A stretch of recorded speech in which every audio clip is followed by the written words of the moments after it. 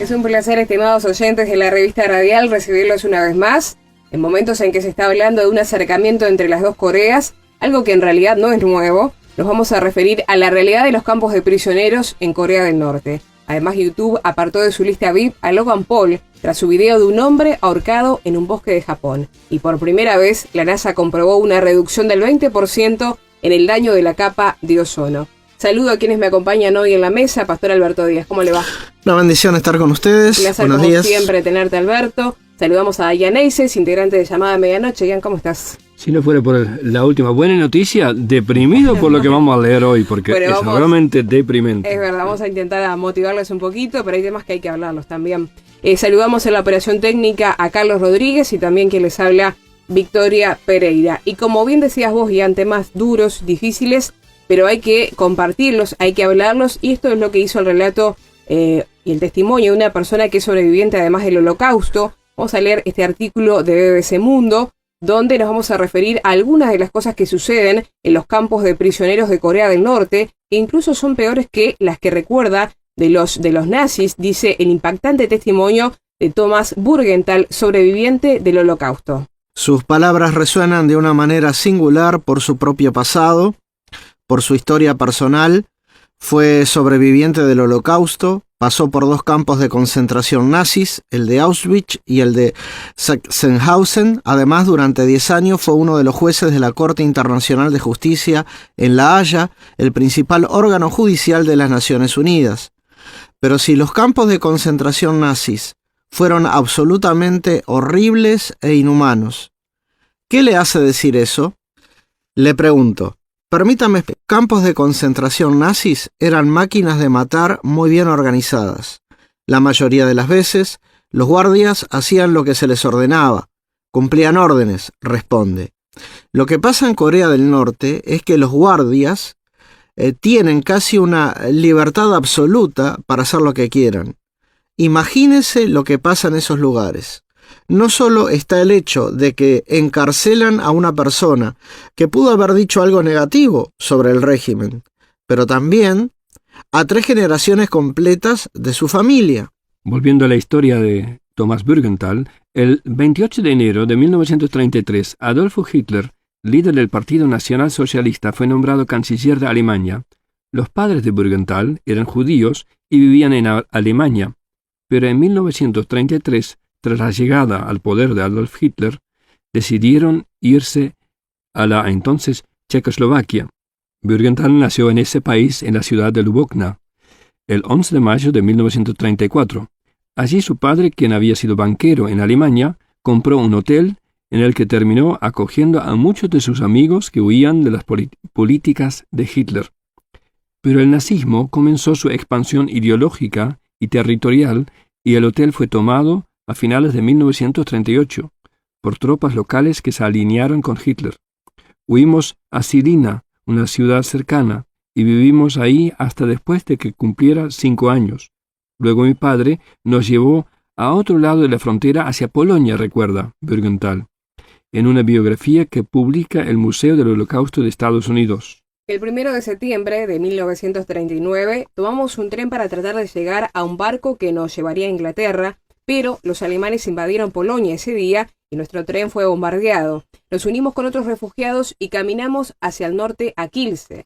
En Kielce fuimos puestos en un gueto y después en un campo de trabajo forzados. En 1944 fui deportado a Auschwitz con mis padres, relata. Era ya enero de 1945 y el ejército soviético que avanzaba forzó a los alemanes a evacuar. Fuimos forzados a marchar. Los niños por delante, recuerda. Burgenthal fue deportado al campo de concentración de Sachsenhausen y allí en abril de 1945 fue liberado por tropas soviéticas. Su madre, Gerda, lo encontró en un orfanato en Polonia en 1946 y cuando tenía 17 años decidió irse a Estados Unidos. Allí se dedicó a estudiar lo que le apasionaba, Derecho, y lo hizo en la Universidad de Harvard. Hoy en día se le considera una eminencia del derecho internacional con una amplia trayectoria en derechos humanos. A su rol en La Haya, que culminó en el año 2010, se suman otros 2 puestos destacados, como haber sido juez y presidente de la Corte Interamericana de Derechos Humanos. Bürgenthal es uno de los 3 autores del reporte Investigación de los Crímenes contra la Humanidad en las prisiones políticas de Corea del Norte, que fue publicado en diciembre. El informe fue auspiciado por la International Bar Association, una organización establecida en el año 1947 que agrupa a colegios de abogados y asociaciones de derechos de diferentes países. Navenete Navi Pillay, la jueza sudafricana que presidió el Tribunal Penal Internacional para Ruanda y que se convirtió entre 2008 y 2014 en la alta comisionada para los derechos humanos de las Naciones Unidas, también fue autora del informe. A esos 2 hay que sumar a Mark Harmon, un juez estadounidense que formó parte del Tribunal Penal Internacional para la antigua Yugoslavia y que trabajó también en los juicios respaldados por Naciones Unidas por los crímenes de guerra ocurridos durante el régimen de los Khmeres Rojos en Camboya. Para realizar el informe, los juristas escucharon en una sesión llevada a cabo en 2016 los testimonios de desertores, incluyendo sobrevivientes de campos de prisioneros políticos y un guardia. También escucharon a expertos en la red de prisiones políticas de Corea del Norte y en el sistema de gobierno de ese país y analizaron investigaciones académicas. Recibieron una declaración jurada detallada de Tae Jong-ho, uno de los oficiales de más alto rango de Corea del Norte en desertar en los últimos años. Otra fuente de información clave fue el extenso informe realizado por un panel de expertos comisionado por el Consejo de Derechos Humanos de Naciones Unidas, el cual concluyó en 2014 que el gobierno de Corea del Norte ha cometido crímenes contra la humanidad a través de la inanición y el exterminio, atrocidades innombrables, entre las cuales figura la tortura, la violencia sexual y la represión política grave, fueron algunas de las violaciones sistemáticas por parte del Estado norcoreano que encontró la ONU. Se trató de uno de los informes más detallados y devastadores publicados por Naciones Unidas sobre Corea del Norte, recordó la corresponsal de la BBC en Ginebra. El reporte que realizó Bürgenthal junto a Pillay y Harmon es también desgarrador. Es una situación increíble que hayan 4 grandes campos de concentración de prisioneros, que el número de detenidos supere los 100.000 y que las condiciones sean terribles, le dice Bürgenthal a BBC Mundo. Las palabras de su colega son escalofriantes. No hay una situación comparable en ninguna parte del mundo, en el pasado o en el presente. Esto es realmente una atrocidad en su máximo nivel, donde toda la población es objeto de intimidación, señaló Pillay, según reportó The Washington Post. Y a continuación, Alberto, si te parece, vamos a citar algunos de los hechos que están en ese informe, que no los vamos a nombrar todos porque algunos son demasiado violentos, tenemos que decirlo también. Sí, pueden herir la sensibilidad de nuestros oyentes. Así que vamos a nombrar algunos de la larga lista. Comenzamos diciendo que prisioneros hambrientos fueron ejecutados tras ser encontrados excavando en busca de plantas comestibles. Un prisionero que escondió en su boca maíz que había robado murió tras una golpiza. Ejecuciones rutinarias y públicas llevadas a cabo en frente de niños y adultos. Prácticas relacionadas con inanición deliberada, excesos de trabajo y abortos forzados. De los 11 crímenes de lesa humanidad establecidos en el Estatuto de Roma, tratado en el que se fundamenta la Corte Penal Internacional, el reporte asegura que hay evidencia de que 10 han sido cometidos por el liderazgo norcoreano. Solo una excepción, el apartheid. Algunos prisioneros, me cuenta, creen que han sido llevados a esos lugares porque alguien los denunció, porque dijeron algo que no debieron, o porque escucharon una estación de radio de Corea del Sur. Ese fue el gran crimen que cometieron, indica. Es extremadamente difícil saber lo que realmente sucede dentro de Corea del Norte, porque se trata de uno de los países más herméticos del mundo. Lo llaman el reino ermitaño. Su liderazgo controla estrictamente casi todo lo que entra y sale del país, desde personas hasta productos e información. Por años, las autoridades norcoreanas han negado la existencia de los campos de prisioneros políticos. Sin embargo, los testimonios de desertores se suman imágenes de satélite, las cuales, de acuerdo a la ONU, demuestran que el sistema sigue en funcionamiento. La ONU ya lo había dicho en el año 2014. Cientos de miles de prisioneros políticos han muerto en atrocidades innombrables en campos de prisioneros en los últimos 50 años. Viendo todo esto, ¿Hay alguna esperanza? El objetivo de Bürgenthal es que cuando la gente lea el reporte, la comunidad internacional sea consciente de lo que está sucediendo y se pueda hacer algo para cambiar la situación. Dice, mi esperanza es que las cosas mejoren. No quiero que este reporte comience una guerra ni nada parecido. Quizás, si el régimen norcoreano ve que el mundo sabe lo que está pasando allá, su liderazgo puede decidir a mejorar la situación. Podría ver la ventaja de cambiar su posición. Idealmente, el reporte debería llegar al Consejo de Seguridad de las Naciones Unidas y esa instancia debería adoptar una resolución perdurable, pero eso no va a suceder porque será vetada por uno de los miembros permanentes. Esa es la tragedia que enfrentamos todo el tiempo en la ONU, y es que de acuerdo con el informe, uno de sus objetivos es que la comunidad internacional invista de poder a la Corte Penal Internacional o a un Tribunal Internacional Especial para que investigue los crímenes de lesa humanidad cometidos en las prisiones políticas de Corea del Norte y lleve a la justicia a los responsables. Así es que el informe está ahí para que cualquier país lo tenga en cuenta y reaccione en consecuencia. Eso es todo lo que podemos esperar. Lo último que queremos es que este informe provoque un ataque militar contra Corea del Norte.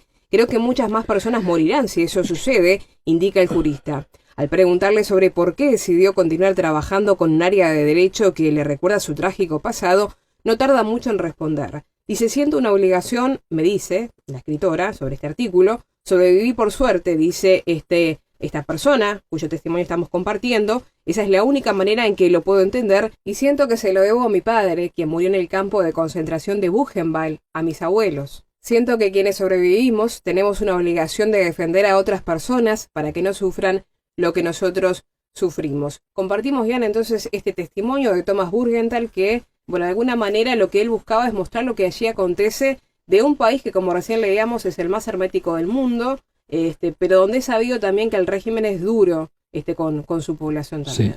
Sí, es realmente espantoso lo que está sucediendo. Hay poca información que está saliendo y la información que sale es realmente atroz, horrible. Yo tengo en casa un libro sobre la persecución de cristianos en Corea del Norte. El libro se llama No podían ver el cielo, que cuenta cómo los prisioneros estaban tenidos en situaciones infrahumanas, no podían levantar la cara, no podían mirar el cielo, no podían mirar a sus guardias, simplemente tenían que mirar todo el día el cielo y cualquiera que se animara a levantar la cara, los golpeaban hasta que no volviera a mirar para arriba. Uh-huh. Este artículo dice que la única esperanza que tiene Buchenwald es que la opinión pública pueda cambiar un poco la situación allí, pueda aportar alguna presión, por lo menos de conciencia en el régimen, de cambiar la situación. Nosotros, como cristianos, tenemos otro recurso más que es la oración, y realmente quiero pedir a la audiencia, a los que son cristianos, que realmente oren por nuestros hermanos en Corea del Norte y por un cambio de esta situación tan atroz.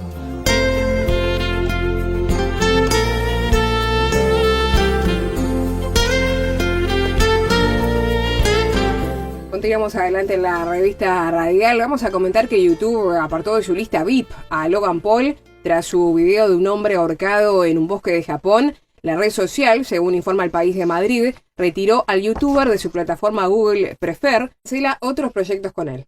Aunque el contenido de Paul fue retirado tan solo 48 horas después de su emisión por las numerosas críticas recibidas por el tono irrespetuoso, la empresa estadounidense de videos compartidos, propiedad de Google, también ha anunciado que cancela temporalmente varios proyectos futuros con él. En un tuit en su cuenta oficial, YouTube escribió este martes: "El suicidio no es una broma, ni debería ser una manera de conseguir visitas. Como dijo la youtuber Ana Akana a la perfección, ese cuerpo era de una persona a la que alguien amaba. No se puede entrar en un bosque suicida con una cámara y reclamar que tengamos conciencia sobre la salud mental". A la luz de los acontecimientos recientes, hemos decidido eliminar los canales de Logan Paul de Google Prefer, ha confirmado YouTube en un comunicado. Google Prefer es una herramienta para poner en contacto a empresas que quieren publicitarse con el 5% de los youtubers más vistos para la venta de anuncios. Paul, de 22 años y natural de Ohio, con residencia en Los Ángeles, se disculpó en un video de YouTube titulado "Lo siento", por publicar la grabación en el Bosque de los Suicidios, ubicado en la base del monte Fuji. También se vio forzado a pedir disculpas en Twitter, reconociendo que era la primera vez que le ocurría una situación de este tipo y haciendo hincapié en que él también podía cometer errores. Recordó que su intención no fue ganar más visitas, sino buscar el lado positivo y no causar una ola de negatividad. Y añadió: "Mi propósito ha sido crear una conciencia en torno al suicidio y la prevención del mismo. La problemática del suicidio en Japón sigue vigente en un país en el que murieron por esta causa más de 25.000 personas en el año 2014. El video de Paul provocó protestas airadas en las redes sociales, incluso después de sus disculpas públicas.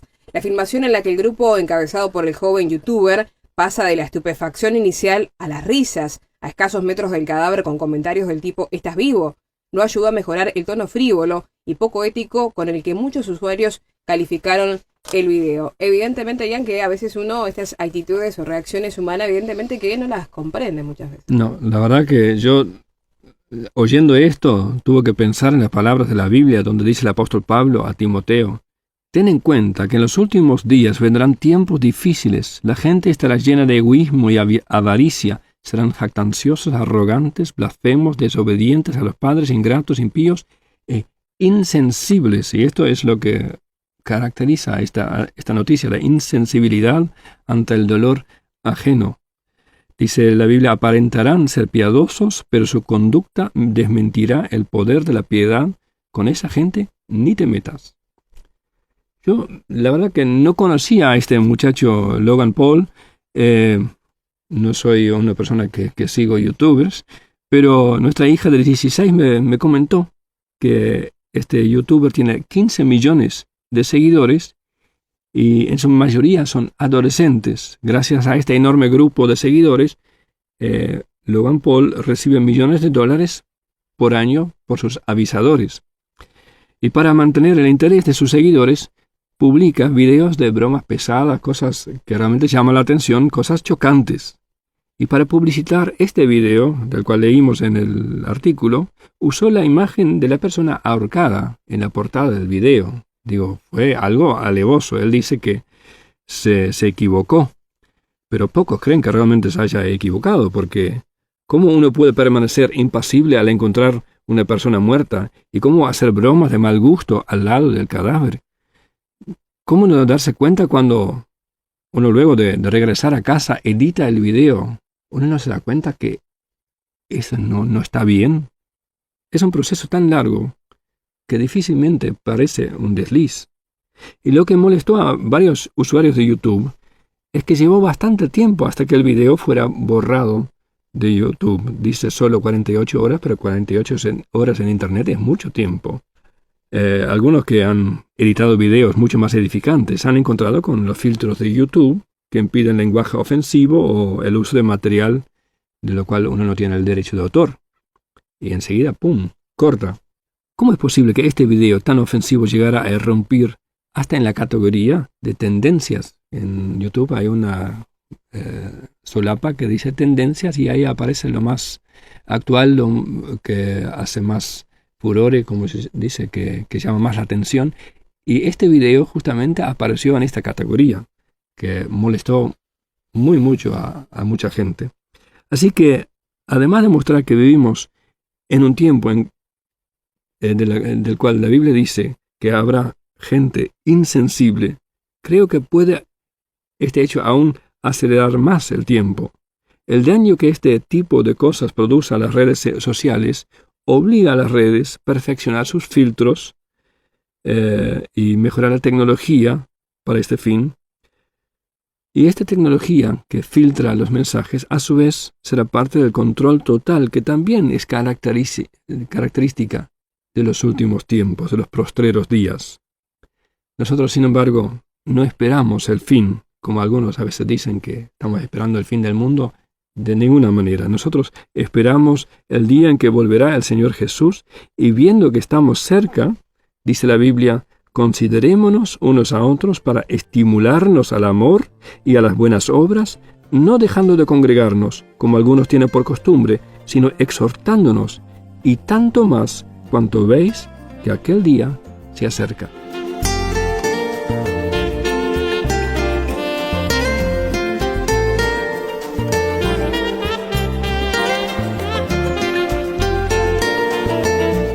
Continuamos en la recta final de la revista radial y vamos a hablar de que por primera vez la NASA comprobó una reducción del 20% en el daño de la capa de ozono. El agujero se detectó, recordamos, en 1985, según informa el diario La Nación de Argentina, y se espera ahora que se recupere para el año 2070. Un grupo de científicos ha podido obtener por primera vez pruebas directas de la reducción de la capa de ozono a través de instrumentos diseñados por la NASA y que se encuentran a bordo del satélite Aura, informaron fuentes de la Agencia Aeroespacial de Estados Unidos. Los datos obtenidos durante la observación muestran una reducción significativa en los niveles de clorofluorcarbonos, CFC, lo que habría provocado una reducción de cerca del 20% en el deterioro de la capa de ozono, informó la agencia española EFE.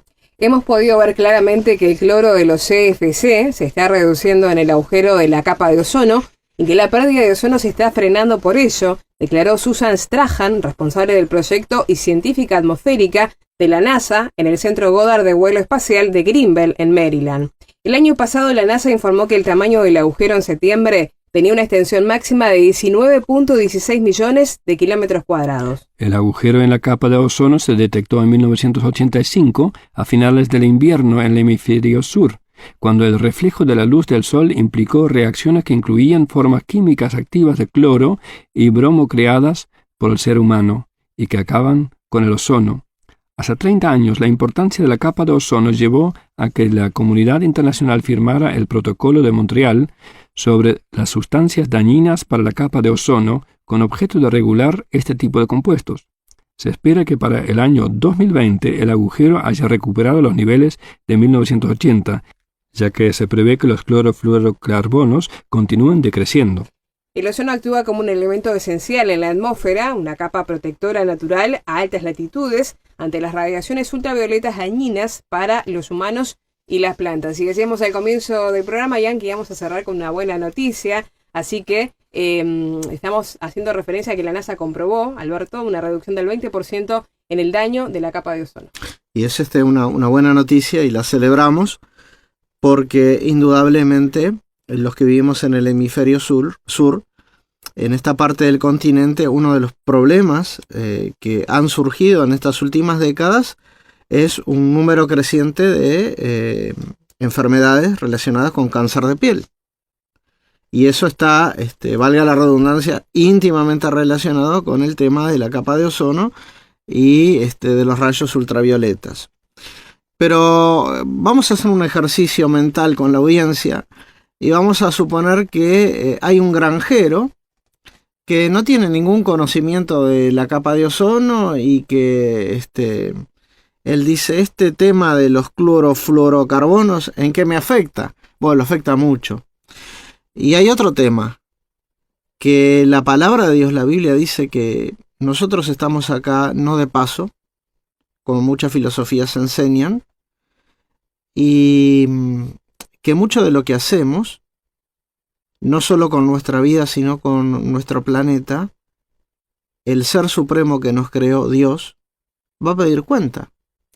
Y mire usted qué interesante lo que dice la palabra de Dios en el libro de Génesis, en el capítulo 1, versículo 7 y 8, entonces Jehová Dios formó al hombre del polvo de la tierra y sopló en su nariz aliento de vida, y fue el hombre un ser viviente, y Jehová Dios plantó un huerto en Edén al oriente, y puso allí al hombre que había formado.